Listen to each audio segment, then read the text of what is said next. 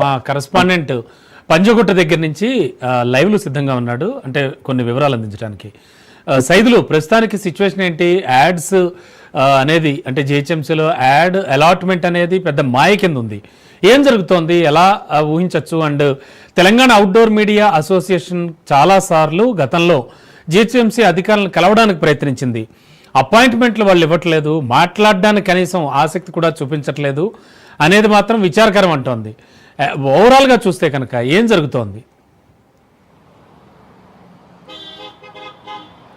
Yes Ramana, greater Hyderabad పరిధిలో outdoor యార్డ్స్లో అడుగడుగున అక్రమాలే చాలా స్పష్టంగా కనిపిస్తున్నాయి. ఎందుకంటే దోపిడీ కారులకు జిహెచ్ఎంసీ అధికారులు మడుగులు ఒత్తుతున్నట్టుగా కూడా పెద్ద ఎత్తున ఆరోపణలు వస్తున్నాయి. ఓన్లీ అవుట్డోర్ యార్డ్స్కి సంబంధించి 4 సంస్థలకే గుత్తాధిపత్యం చేస్తున్నట్టుగా కూడా పెద్ద ఎత్తున ఆరోపణలు వస్తున్నాయి. దీనిపైన జిహెచ్ఎంసీ అధికారులు కూడా పట్టించుకోవడం లేదు. దాంతోపాటు కొత్త ఏజెన్సీలు ఎవరైనా ముందుకు వస్తే వారి యొక్క జిహెచ్ఎంసీ అధికారుల అపాయింట్మెంట్ అడిగినా కూడా కనీసం అపాయింట్మెంట్ కూడా కరువవుతున్నట్టుగా కూడా ఆరోపణలు వస్తున్నాయి.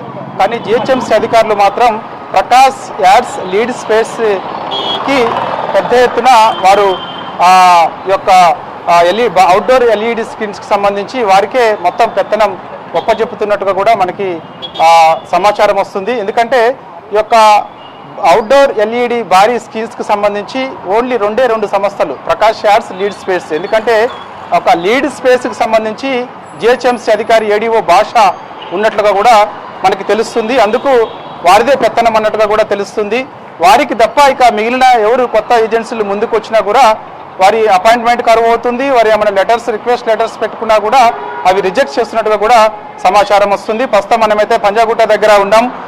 మనం విజువల్స్లో చూడొచ్చు రమణ, చాలా స్పష్టంగా ఇక్కడ మనకు ఏర్పాటు చేసినటువంటి భారీ ఎల్ఈడి స్క్రీన్ ఏదైతే ఉందో, యాక్చువల్గా ఈ యొక్క ఎల్ఈడి స్క్రీన్కి సంబంధించి ఎటువంటి టెండర్స్ లేకుండానే ఇవి ఏర్పాటు చేసినట్టుగా కూడా పెద్ద ఎత్తున ఆరోపణలు వస్తున్నాయి. హైదరాబాద్ నగరం రోజు రోజుకి గ్లోబల్ సిటీగా ఎదుగుతున్న తరుణంలో అదే విధంగా ఇక్కడ అవినీతి కూడా పెద్ద ఎత్తున పెరుగుతున్నట్టుగా కూడా ఆరోపణలు వస్తున్నాయి.